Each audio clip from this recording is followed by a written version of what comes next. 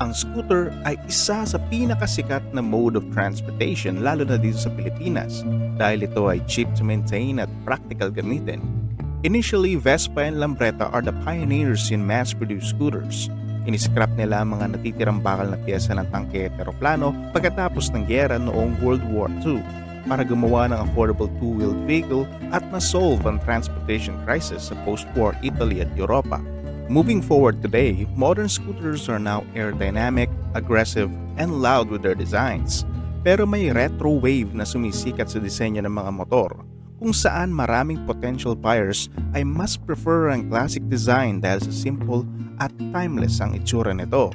Suzuki has an entry to the low-displacement retro-styled market and will be competing against the very popular Vespas, Yamaha Fazzio, Honda Giorno, Kymco's long-standing Like series, and other retro scooter wannabes with overpriced SRPs. Pero ang tanong, can Suzuki beat them to the punch?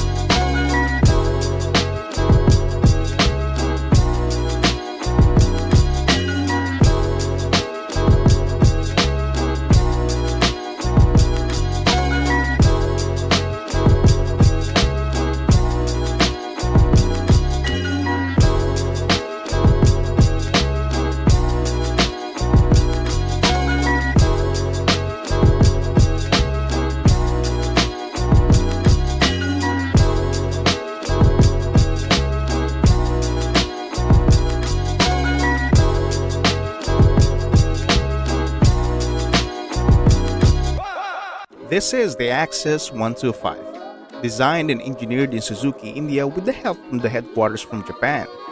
This scooter is already at its third generation since 2007. Yung underpinnings ng second generation model nito ay ginamit para magawa ang Bergman Street 125. Ganong katagal at proven na itong model na ito pero hindi lang naging available agad sa market natin. Unang-una sa lahat, pogi ang first impression ng third generation Access despite sa maraming dislikes nito dahil sa 10-inch na gulong. But Vespas are rolling on 10-11 wheel setup so halos parehas lang. The only difference is that the Access is a bit more stretched and a lot more fat than its competition, which why it looks a bit of an oddball at some angles. But we have to understand that the Access is engineered to be a reliable commuter first, then a classic looks sa bonus. Isang popular family scooter ito sa India since 2007 kung saan pangharabas nila ito pang araw-araw at hindi rin ganong kaganda ang kalsada nila. And yet the Access with its 10-12 wheels na minamaliit ng marami ay nakakapagsabayan din sa reliability ng makina. So why hate something that is already proven? Diba?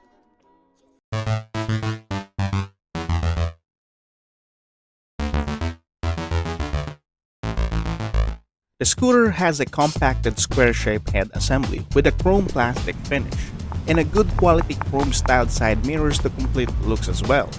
Medyo may resemblance sa Italian counterpart except mas mataba lang kung titignan ng pisngi nito.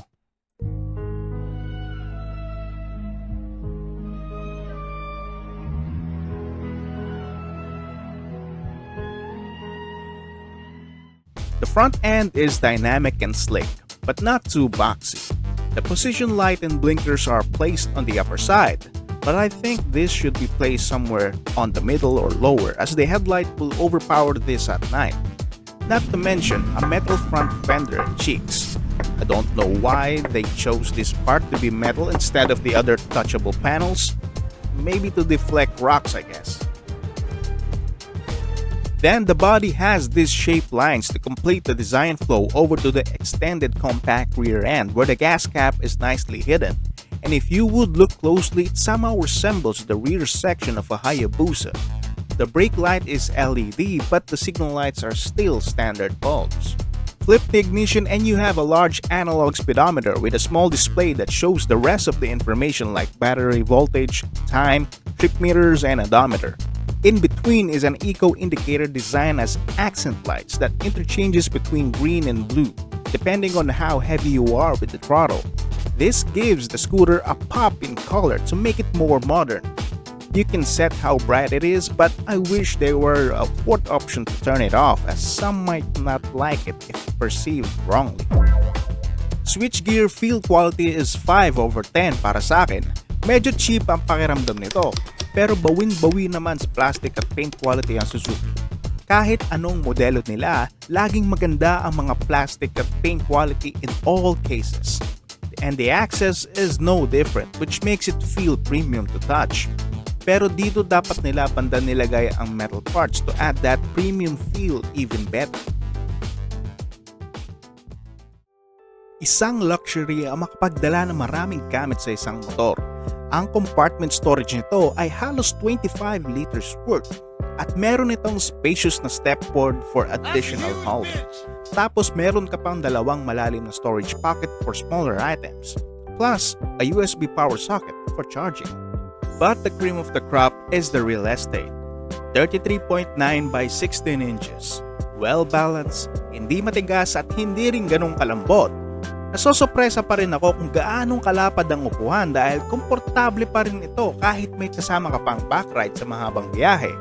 At since flat ang upuan, pwede mo pa rin gawin patungan ito para sa malapad na bag for additional storage for longer rides. Powering the Access is the updated 124cc air-cooled single-cam 2-valve fuel-injected engine, producing 8.4 horsepower at 6,500 RPM and 10.2 Nm of torque at 5,000 RPM. Governed by a CVT automatic that can pull the scooter up to 95 km per hour in 2 business days. Pero mas tahimik na ang starter nito compared sa previous model. And oh, did I mention that the gas tank is the big ass on the rear? That's a huge bitch!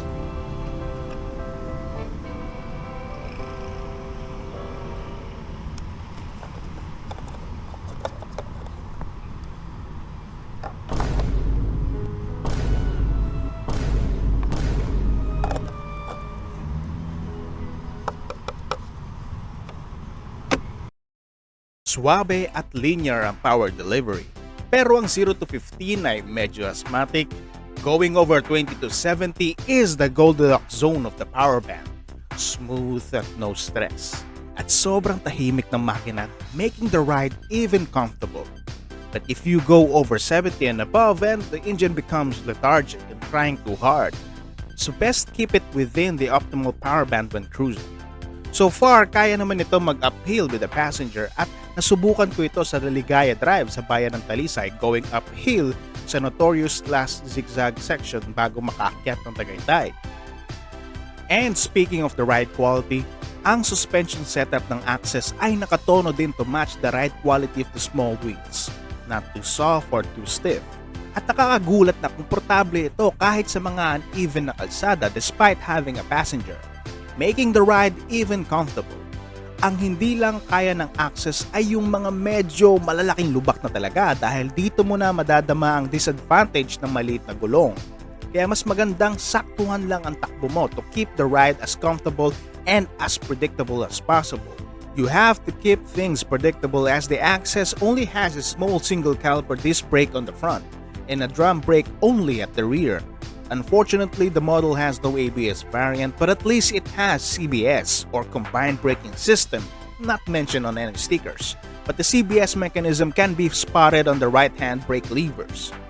May mga quirks din ng scooter na ito, pero hindi ko nababanggitin ang makina dahil given na limitado lang talaga ang 125. Kaya simulan natin sa disenyo na kinatutuwa ng ibang tao, yung metal front fender at cheek panels. Para saan ba ito? To improve the feel quality of the scooter? I don't think na hawakan mo parati ang front fender while driving, diba? Moreover, laging natatalsikan ng putik at tubig ang part na ito, kaya prone sa kalawang. A malleable plastic fender always works best dahil hindi ito kinakalawang at kayang mag-absorb ng shock kung sakaling mabangga. If Suzuki wants to add that feel quality, edi sana nilagay na lang nila yung metal parts banda sa dashboard area kung saan natin laging nahahawakan, kaya ng switchgear buttons or panels bilang touch points, o kaya naman yung front pockets, diba? Another quirk is the lack of features ng top variant. Suzuki could have given more value to the Ride Connect edition, as a full digital screen alone is not very promising to be called the top variant. They could have added front ABS, o kaya naman yung smart motor generator mula sa Bergman EX para mas tahimik ang start. O kaya naman hiramin yung 12-inch rear wheel for an improved ride quality. Kung ganun ang gagawin ni Suzuki, edi complete package na sana. A well-developed contender for the 125 retro-styled scooter market. But as it is, you have to embrace the limitation and appreciate the best parts of this scooter. Not overpriced, great plastic and paint quality, an ever-reliable and fuel-efficient engine, and a timeless retro design. If Suzuki would continue this retro-styled lineup with the right prices, I'd like to give them a feedback. Do it with the Gixxer 150. Give us a Bandit 150 and a Katana 150, and give the competition a punch to their overpriced bikes.